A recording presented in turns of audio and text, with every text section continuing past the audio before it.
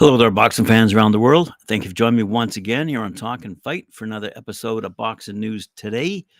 And today we're going to start off by talking a little bit, just a little bit, about boxing and the Olympics. Now, as a student of history, you'll probably appreciate the fact that boxing has been as part of the Olympic Games as far back as, I'd say, 600 BC.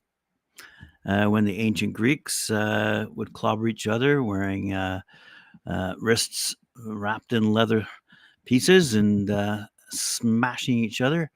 But nonetheless, it's gone on from there. I think the first. Let's have a quick read here. The first fight. Does it tell me when the first fight was? Oh yes. Boxing's been contested at the Summer Olympic Games since St. Louis 1904. With the exception of the 1912 Stockholm Games. And as we all know, women's boxing wasn't introduced until 2012 at London. Anyway, there's currently 8 weight class for men, 5 for women. But here's the old did you know thing. Did you know? Okay. There's a chap out there by the name of Eddie Egan. I'll just mention his name because he was an American who won a gold medal as a boxer at I believe the 2012 games, it says here. But then 12 years later, as a bobsledder, won another gold medal, among other, boxing Hall of Famers who began their careers as Olympic boxers. Floyd Patterson, 17 years old, won an Olympic gold medal. George Foreman, high school dropout. George Foreman, right? Gold medal at Mexico City, 1968. Joe Frazier, traveled all the way to Tokyo, 1964. Took advantage when injury gave him a spot in the heavyweight chain, winning a gold medal. Muhammad Ali, remember that name? Won a gold medal in Rome, 1960. Oscar de la Hoya, Golden Boy himself, won gold at Barcelona, 1992. Right? And of course, Sugar Ray Leonard. So an awful lot of boxers who we know as household names today among boxing fans began their careers at the Olympics. So what is awfully curious to me is this ongoing debacle between the International Olympic Committee and who they perceive or don't perceive to have the right to run the games on their behalf, not only after Paris, but for, in particular, Los Angeles and beyond. Let me just recap, because I've been saying for a few weeks now, maybe months, maybe years. As we all know, on Wednesday, the International Olympic Committee stated it needed to find a suitable new international boxing body by early next year. Okay? Because it had stripped, the IOC had stripped the IBA, the International Boxing Association, the organization run by Umar Kremlev, and stripped them of their right to run the boxing tournaments at the last 2 games, and certainly, obviously, for the next game in Paris, which is being managed by another organization, neither the IBA nor World Boxing. And this was due to the IBA's questionable integrity, among other things, regarding referees and judges' decisions. Anyway, so now the IOC is scrambling to find a new governing body to oversee the Olympic operations with respect to boxing, and will they have enough time to find that body, even though World Boxing makes it pretty clear they have done everything they possibly can do to be that particular body. And it's an incredibly complicated story if you delve into the, shall we say, politics of what's going on. Because aside from the accusation of corruption, there are also allegations of violent and threatening language by IBA Russian President Umar Kremlev, as I mentioned the other day, used towards IOC members. That has led to the IOC excluding the IBA from the Olympic Games. So the IBA has considered filing an appeal to the Swiss Supreme Court. It's become rather a complicated mess that's jeopardizing the sport's presence at the Olympics. Realistically, world boxing has done everything it can possibly do to pursue recognition by the IOC, but it has until 2025 to file its claim for the sport's sake. Otherwise, there'll be no boxing in the 2028 games in Los Angeles. And as I've mentioned at the outset of this particular episode, that would be a real shame for the thousands of young men and women around the world who are competing in their respective countries, moving up and down their various rankings and their various weight divisions, competing every step of the way. And at the Olympics, it is quite fair. Uh, you know, short matches without a doubt, but exciting matches and very competitive matches. But there's something else to consider. The Olympics draws millions of eyeballs. So for boxing to lose its spot, if you will, within the Olympic Games is surely, every pun intended here, surely a black eye for boxing and the people who organize boxing in general and are paid handsomely for that right. As I said, the global games are about the best athletes from each country competing, with every country showcasing their pride. And as I said, it takes away the competition. If you remove the Olympics from the equation, you won't see fighters like Anthony Joshua and Canelo Alvarez or Tyson Fury compete on the world stage. As I mentioned before, there are many prior greats who've competed at the games, and also many current professionals who competed at the games as well. Anyway, boxing fans, time's running out for the IOC to find a replacement for the IBA, but that replacement is obviously World Boxing, and why they're making these crazy, outlandish, scary comments is beyond me. They should make their decision. I think World Boxing has done everything necessary to take that position from the IBA, even though the IBA offers tournaments and lots of cash for its competitions, funded by the gas company from Russia. Anyway, nothing against the Russians. I like Russians, but in this particular case, the IBA should step aside, recognize there was some wrongdoing, make apologies, maybe create some own tournament, maybe create their own boxing league in Russia and beyond, and find other champions to compete at the Olympics. Anyway, speaking of champions, let's move along. Sorry, got carried away there. Eddie Hearn and Matchroom have signed IBF welterweight champ Jaron Boots Ennis to a multi-fight promotional deal in partnership with Boots Promotions. Ennis, 31-0, 28 knockouts, is slated to make his much-anticipated return to the ring in the summertime, where he'll make his first defense of his world title, more than likely against Canadian Cody Crowley. Ennis was promoted to IBF champ in November after former undisputed welterweight ruler Terence Crawford was forced to relinquish the title. Now, what does our boy Eddie Hearn have to say about all this? Well, he's pretty excited. Matchroom promoter Eddie Hearn says he wants his new signee, Jaron Boots Ennis, to defend his IBF welterweight title against his mandatory Cody Crowley in Philadelphia in either June or July. Hearn says he wants to push for a fight against Terence Crawford for Boots and believes he beats him. Crawford turns 37 in September and rarely fights, as we all know. If Hearn waits too long, it could be a pointless fight for Boots to take. Crawford has become a Keith Thurman type who makes only rare appearances, which I don't understand. But anyway, once Boots, 31-0, 28 knockouts, gets that fight out of the way against the unbeaten Crowley, 22-0, Hearn then wants to look for the big fights, he says, for him, that'd be Boots, to accomplish his goal of becoming undisputed champ at 147. Now, whether he beats Crowley or not is another story. But because U.S. fans don't really know Crowley, which I find hard to believe, but Boots has got a few decent names on his resume, as does Crowley, with victories over these guys: Abel Ramos, Yosesito Lopez, and Quadratilo Abdukakharov.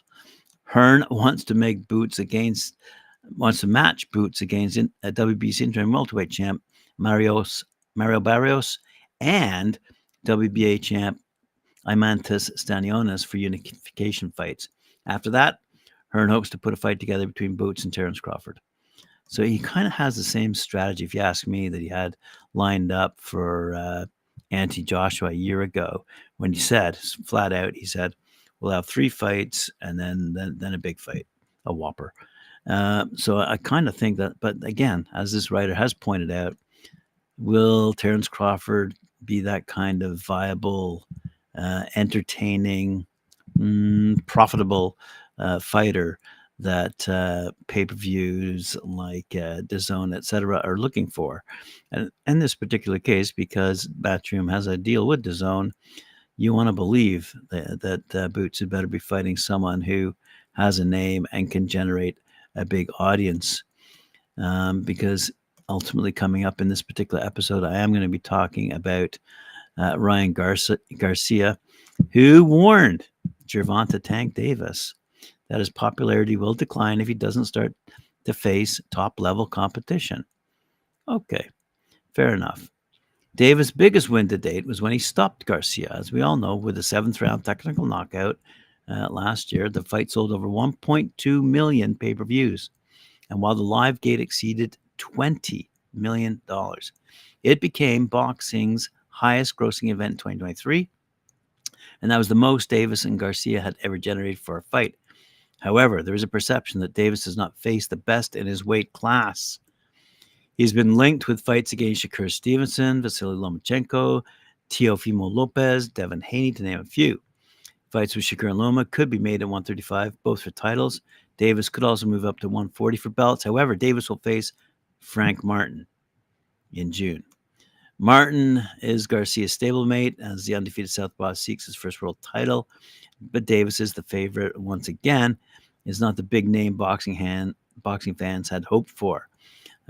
So Garcia has called on Davis to fight better opposition or lose his fan base. Okay, he said, I'm quoting here, so don't criticize me for this bad grammar. Here we go. I'm not even worried about Tank no more. Tank has got to be worried about us. Tank is going to fall off because he thinks playing that works. Nobody thinks that's cool anymore. You got to be vocal. You got to be ready for that smoke. If you're not ready to fight, we're going to forget about you because Gervonta Davis, you're not that special. If you don't fight, nobody is going to watch you. Facts.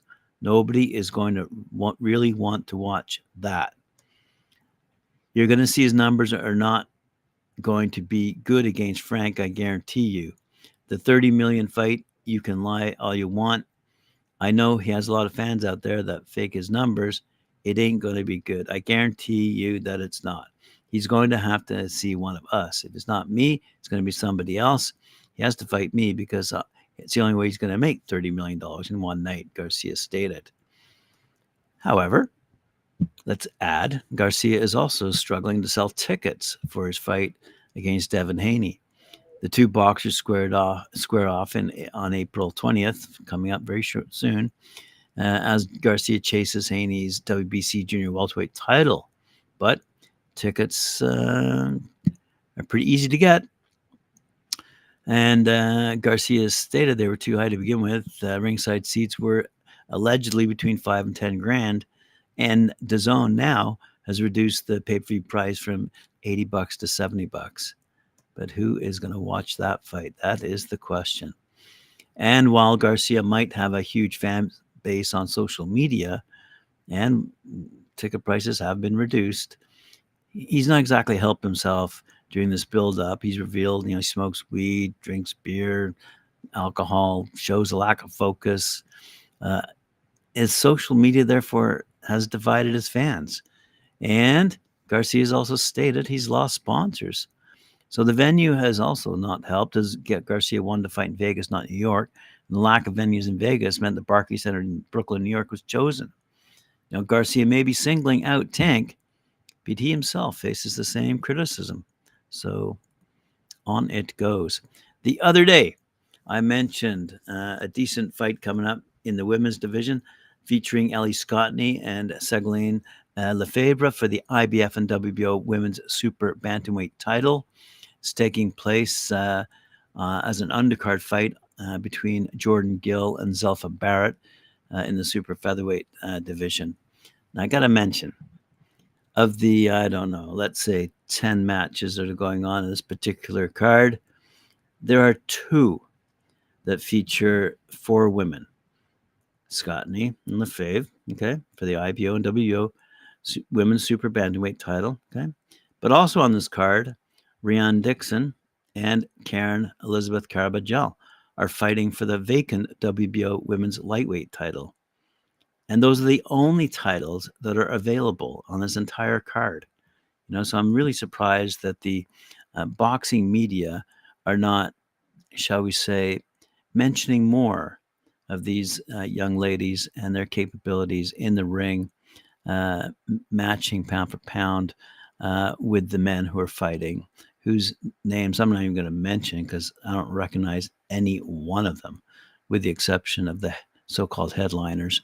And the only reason I know Jordan Gill is because he had a pretty good knockout over Michael Conlon last year. But anyway, other than that, I think the boxing world in particular should be talking about women in the ring a little bit more than what they're doing right now.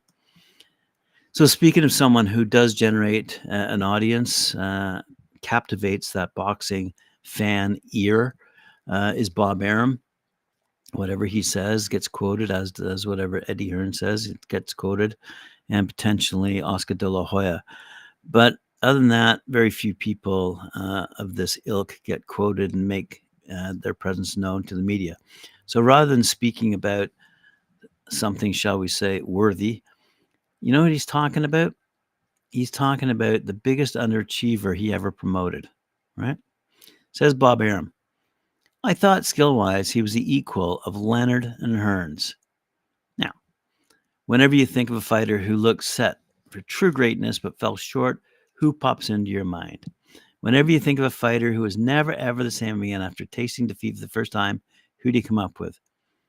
Chances are it's the man Hall of Famer Bob Arum thinks of when it comes to the biggest underachiever he ever promoted. You ready for it? Don Curry. Curry, dubbed in the early 1980s as the next Sugar Ray Leonard, was a very special talent. With the Lone Star Cobra winning the unified welterweight title, with Curry being hugely impressive wins with Milton McCrory, Marlon Starling twice, and Colin Jones. But then, after suffering a punishing upset loss to Lloyd Hunnigan, Curry was never the same force. His seemingly straightforward path to all-time greatness was gone. Curry fought on and even won a version of the light middleweight title, but he suffered a nasty knockout at the hands of Mike McCallum a year after being humbled by Hunnigan. In the end, Curry would walk away with a good but far from great record, 34-6, 25 knockouts.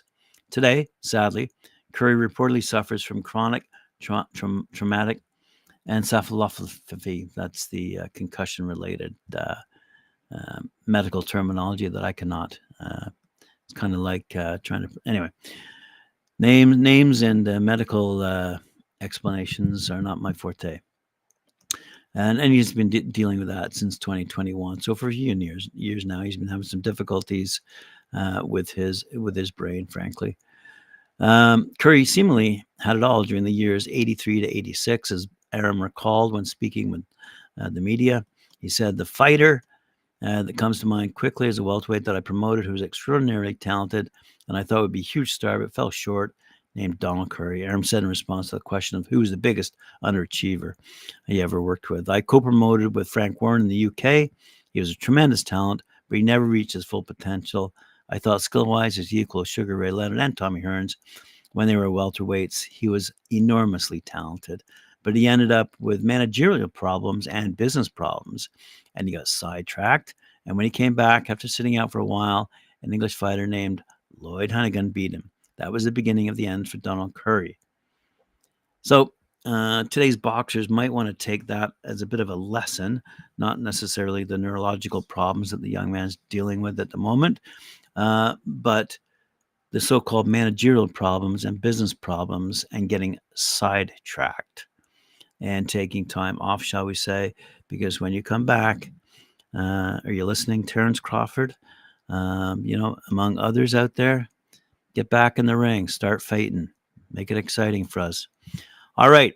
That's about all I got for you today. Thanks for listening. Appreciate it. Remember, like, share, subscribe, hit that notification bell. And we'll see you later on talkandfight.com. I typically go live to air 11 a.m. Eastern Time, especially when there's news to report and the occasional rumor and the occasional bit of chatter. Anyway, again, thanks for joining me. Appreciate it. I see there's nothing else across my various screens. Chat soon.